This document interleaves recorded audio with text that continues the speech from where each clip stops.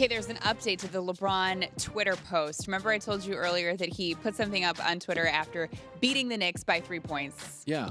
I like Except for the fact that they had to come back and be down by 23. I love this picture. Yeah, it said, "You're welcome. I'm the king, king of New York, my favorite playground. Strive for greatness." Yeah. Massive, massive trolling. Well, now there's a response. Oh, my God, from there. who? Enes Kanter. He tweeted back, "We already have a king. It's Kristaps Porzingis," which I love. I like this. This is great. And I really love how the Knicks are rallying around each other. Yeah. This is good. It is good. And it's now, for the record, I've been wrong plenty of times, but have you noticed when you watch the Knicks last night, and they're not a great team, but when you take Melo out, have you noticed how they feel like a team? Now, Sure. they're a limited Okay. team. But this is my concern. Paul George and Westbrook, by the way, have you been watching them? Mm-hmm. They're fine. Paul's been playing great. Melo's going to be the disruptor.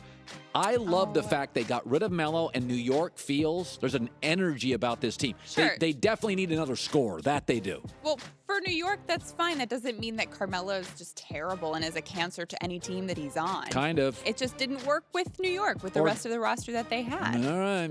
But speaking of the teamwork, I really loved this as well.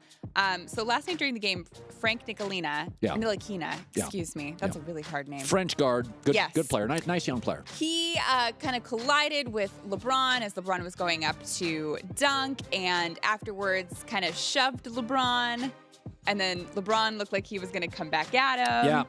But then Enes Kanter stepped in. Right.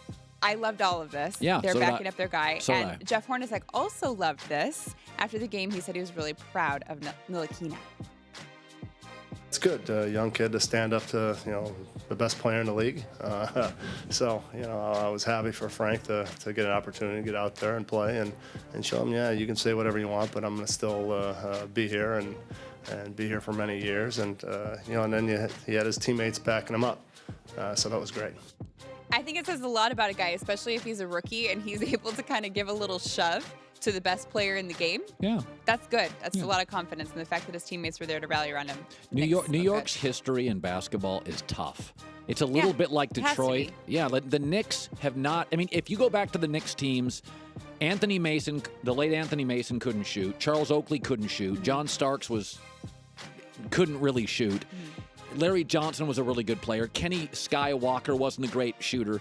The Knicks basketball history, the Lakers have been flashy and fun. The Knicks have been tough. This is the Knicks brand in basketball. It's a tough brand. I like this. Have you ever been around someone who has their camera phone out and they're doing videos and they just put you on the video and you don't want to be? I don't think I'd like that. It happens all the time. I know in a lot your of people. Yeah, and maybe it's a younger generation thing, but yeah, there's people who will just, put you on their Insta story or their Snapchat without asking you. And sometimes I don't really want to be on camera. Of course. Okay, so some of the Cavs players took a trip on the New York subway on Monday. They did? Yeah. And they started doing that same thing we just were talking about, putting the camera on the people in the subway. And needless to say, one of the guys was not so happy about it. So here's the video. On our way back from shoot around, decided to take a different transportation this time. Where we at, Kyle? On the train, we had two options. 45-minute bus ride. 45-minute bus ride or a 6-minute train ride. So we decided to hop on the train with the squad. Hey Channing, what's up? What's up? What's squishy? What's squishy? I don't know this dude right here. He tripping. He said, "Can you not?" Okay, so listen, good. I'm glad they took the subway. They're having fun. I'm all about that. Yeah. Put that on your Insta story. Yeah. But don't put other people on your story or film them without asking. That's just rude. And this guy, the one who said, "Can you not?" I think this was on his Facebook. He said, "Listen, it was first thing in the morning. I hadn't finished my latte and I didn't feel like being filmed. Plus, it's not good lighting in the subway." Like, I get it. I don't want to be on camera. And so I think that was pretty funny.